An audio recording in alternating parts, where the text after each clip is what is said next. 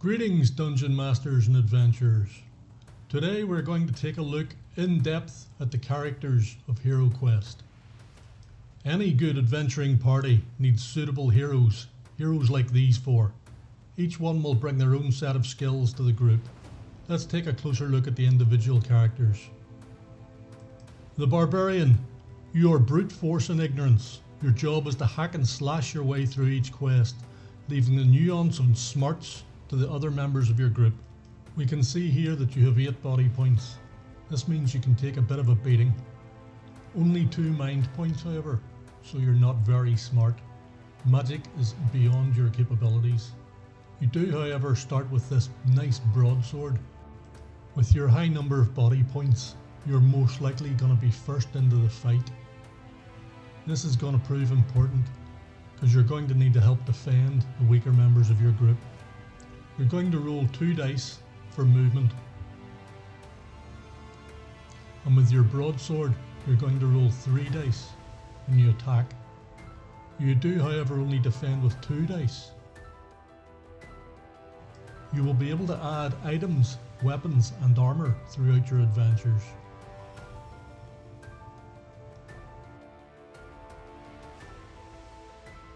Next up we have the Dwarf. You're a stalwart dwarf, slightly more brains than a Neanderthal barbarian, but not just as good in a fight. You are tough though, with 7 body points, and can take some punishment. What really sets you apart is your working knowledge of traps and how to disarm them.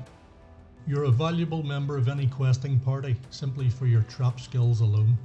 Just like the barbarian, you will roll 2 dice when you move, moving up to the number indicated.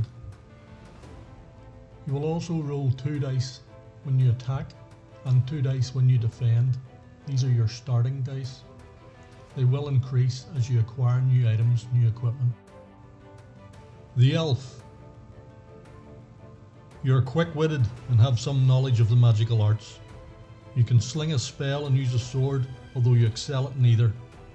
You can take a beating, although both the barbarian and the dwarf would best you in a straight-up fight. You have 6 body points and begin the game armed with a short sword. Like all the other characters, you have 2 dice for movement. The short sword affords you 2 combat dice. You also roll 2 dice to defend. What separates you from the other melee characters is your ability to sling a spell. You will start the game with 3 spells. Using your magic at the correct time can keep you and the rest of the party members alive to continue your adventures.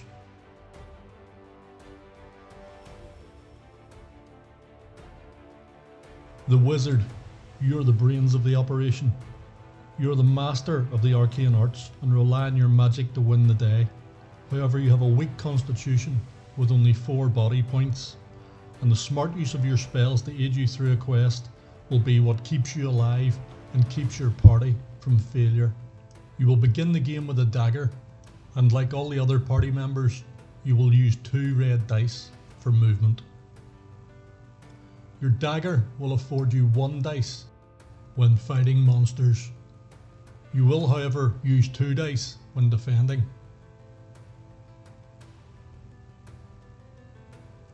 This will be needed.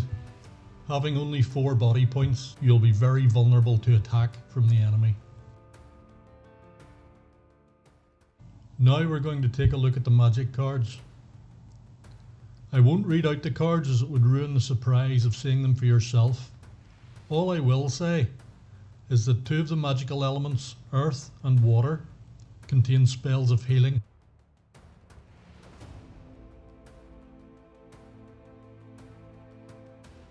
Fire is the main element of attack spells. The 4th element, air, is the element of trickery and manipulation. Healing will be hard to come by as you start your adventuring career, so make sure that the elf and the wizard choose their elements wisely. During your adventures, you will take the opportunity to search for treasure. Treasure may only be found in rooms. Each hero may attempt to search a room once. On their turn, they will declare to Zargon that they wish to search. The room must be free of monsters, The Zargon player will then instruct the searching character to flip over the top treasure card. Let's hope it's a big bag of gold, not one of these, eh? Treasure is very important to budding adventurers, however, and you should always have one eye looking for it during your adventures. Artifacts.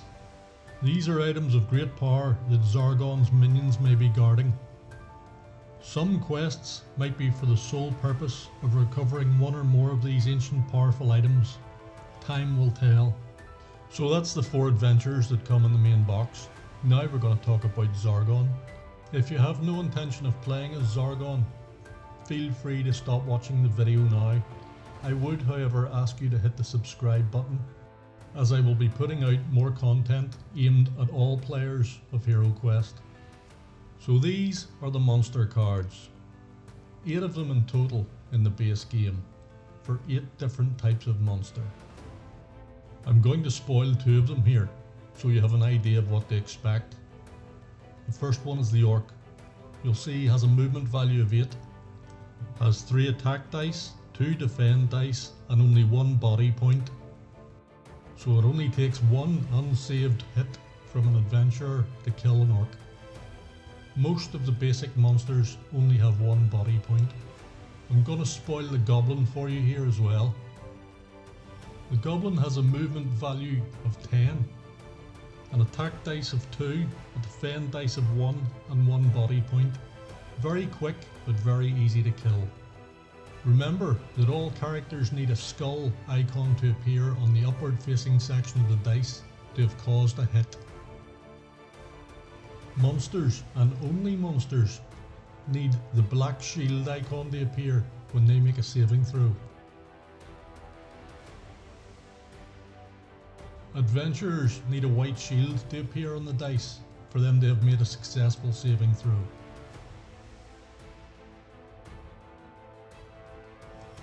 The Zargon player will also have access to a set of spells. The Dread spells. There is 12 in total. Most monsters do not have the ability to cast spells, so the use of magic by the Zargon player will be very much quest specific. I'm giving you an example here of one of the spells so you can see just how powerful they can potentially be. As the Zargon player, you will also be placing the counters on the board. This is the pit trap. It can be sprung as a trap in the quest, or when a particularly greedy adventurer is plundering for treasure. Also, Zargon will be placing the rubble counters. This is to block parts of the board off, make it impassable to all players. Adventurers may also use a search action to find secret doors. If there are any in the room being searched, Zargon will place it on the board. There are many items of furniture and different props that the Zargon player will be placing on the board as and when the adventurers discover them. So that's an overview of the characters and their different skills and abilities. As the Zargon player, you need to be aware how well the party is doing. Do they need more monsters thrown at them? Do they need less monsters thrown at them? Do they need to find extra treasure? Have they found too much treasure? All these things need to be taken into consideration. Keep the game exciting, keep it fun for all, and you'll have a campaign to be proud of. Hopefully with the same players returning game after game until all 13 quests in the quest book have been completed. Please click the subscribe button, please click the like button. Thank you for watching. Enjoy your gaming.